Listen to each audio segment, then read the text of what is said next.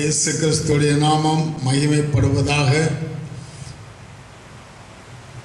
அருமையானவர்களே, இந்த நாளில் நான் என் வாழ்க்கையில் பெற்றுக்கொண்ட தேவனுடைய ஆசீர்வாதத்தை குறித்ததான சாட்சியை உங்களோடு பகிர்ந்து கொள்ளும்படியாக வாஞ்சிக்கின்றேன். என்னுடைய பெயர் இப்பொழுது ஜான் ஜேக்கப் என்று அறியப்படுவதனாலே நான் ஒரு கிறிஸ்தவ குடும்பத்தில் பிறந்து வளர்ந்தவன் என்று ஒருவேளை என்னை அறிகின்றவர்கள் நினைக்கலாம். ஆனால் என்னுடைய பெற்றோர்கள் எனக்கு கொடுத்த பெயர் வேலுசாமி என்பதாகும். நான் பிறந்த ஊர் தற்பொழுது விருதுநகர் மாவட்டத்தில் சாத்தூர் தாலுகாவில் நடுச்சூரன்குடி என்ற ஒரு கிராமம் இருக்கிறது. அந்த கிராமத்தில் தான் 1947ஆம் ஆண்டு மார்ச் மாதம் 2ஆம் தேதி என் பெற்றோர்களுக்கு நான் ஒரு மகனாக பிறந்தேன். நான் என் பெற்றோர்களுக்கு பிறந்த பிள்ளைகளின் வரிசையில் 11வது மகன் என்றுதான் என்னை சொல்லுவார்கள். 11வது பிள்ளையாக நான் பிறந்தேன். ஆனால் என்னுடைய அறிவின்படி எனக்கு மூத்த 3 சகோதரர்களைத்தான் நான் அறிந்திருக்கிறேன். என்னுடைய இளைய ஒரு தங்கை இருந்தால், அவளும் சிறு வயதிலேயே நோய்வாய்ப்பட்டு மரணமளியாக கடந்து போய்விட்டாள். சிறு வயதிலே எனக்கு ஒரு தங்கை இருந்தாள் என்பது மட்டும்தான் எனக்கு தெரியும். என்னுடைய தகப்பனார் ஒரு அந்த நாட்களில் சாராய கடையை, கள்ளுக்கடையை ஏலம் எடுத்து அந்த சாராய தொழிலை செய்தவர்களாகத்தான் என் தகப்பனார் இருந்தார்கள். சாராய கடையை ஏலம் எடுக்க வேண்டும் என்று சொன்னார் ஒரு சாதாரண குடும்பத்தில் உள்ளவர்களால் அந்த நாட்களில் முடியாது.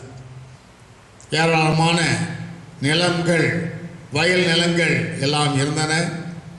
என் சிறு வயதில் அவைகளை நான் பார்த்திருக்கின்றேன். என்னுடைய தாயார்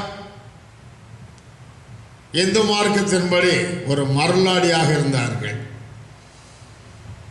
என்னுடைய பெரியப்பா அவர்களும் ஒரு மரலாடியாக அல்லது பூஜாரியாக இருந்தார்கள்.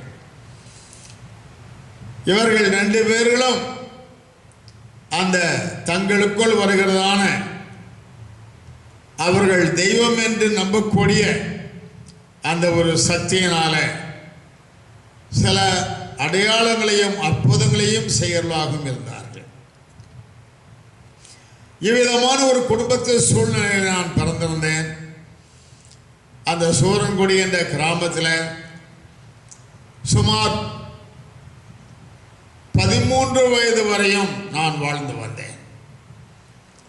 அந்த நாட்களில் என்னுடைய குடும்பத்தில் கிறிஸ்தவர்கள் என்று ஒருவரும் கிடையாது. எங்கள் ஊரில் கொஞ்சம் கிறிஸ்தவர்கள் இருந்தார்கள். ஆனால் அவர்களை நாங்கள் மதிக்க மாட்டோம். ஜாதி வெறி என்ற பேய் எங்களை ஆட்கொண்டிருந்தபடியினால அவர்களை நாங்கள் தாழ்ந்தவர்களாக எண்ணி ஒதுக்கி வைத்திருந்தோம். அவர்களும் பாருங்கள், பெயர்தான் கிறிஸ்தவர்களே தவிர கிறிஸ்துவின் மூலமாய் கிடைக்கிற மேன்மைகளை அவர்கள் அறியவில்லை. அவர்கள் எங்களை சாமி என்று கூட அழைக்கிறவர்களாகத்தான் இருந்தார்கள். என்னுடைய பெயர் வேலுசாமி. என்னுடைய சிறு வயதில் எனக்கு தலையில் உச்சந்தலையில் இப்பொழுது பாருங்கள் முடி ஒன்றும் இல்லை. ஆனால் அன்று உச்சந்தலையில் ஒரு பெரிய ஒரு சடை இருந்தது. ஆகையினால என்னை எல்லாரும் அந்த சிறுவனாக நான் இருந்தாலும் கூட என்னை சாமி என்று தான் கூப்பிடுவார்கள். வேலுசாமி என்று என்னுடைய பெயர். ஆனால் வேலுசாமி என்றல்ல, சாமி என்று என்னை கூப்பிடுவார்கள். எங்கேயாவது நான் போனால் உடனே ஒரு பாயை எடுத்து விரித்து, சாமி இதில் உட்காருங்க என்று சொல்லுவார்கள். இப்படியாக என்னுடைய சிறு வயதில் ஆண்டவராக இருக்கிற இயேசு கிறிஸ்துவை பற்றி அறிந்து கொள்வதற்கு யாதொரு வாய்ப்பும் இல்லாத சூழ்நிலையில் நான் வளர்ந்து வந்தேன். அப்படிப்பட்ட காலத்தில் எனக்கு ஒரு 12 வயதாக இருக்கும் என்று எண்ணுகின்றேன். ஜாதி மதம் என்றதான வெறி உள்ளவனாக நான் வளர்க்கப்பட்டேன். அப்படிப்பட்ட ஒரு மத வெறியும் ஜாதி வெறியும் எனக்குள்ளே இருந்தது. என்னுடைய வீட்டிற்கு நேர் முன்பாக சற்று தொலைவில் ஒரு ரோமன் கத்தோலிக்க ஜெப ஆலயம் இருந்தது. அதில் ஞாயிற்றுக்கிழமை தோறும் மற்றும் இடை நாட்களிலேயும் ஜெபம் செய்வார்கள்.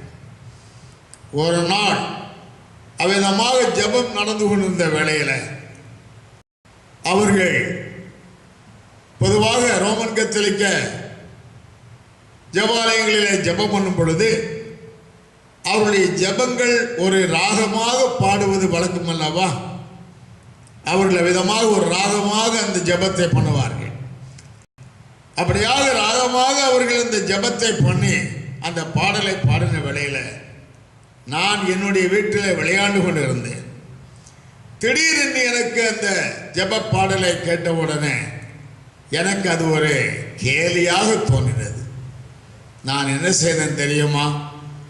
அவர்களை கேலி பண்ணுவதற்காக நரி ஊழையிடுவதைப் போல அவர்கள் அங்கே பாடல் பாடும் பொழுது நான் என் வீட்டில் இருந்து கொண்டு நரி ஊழையிடுவதைப் போல ஊழையிட ஆரம்பித்தேன்.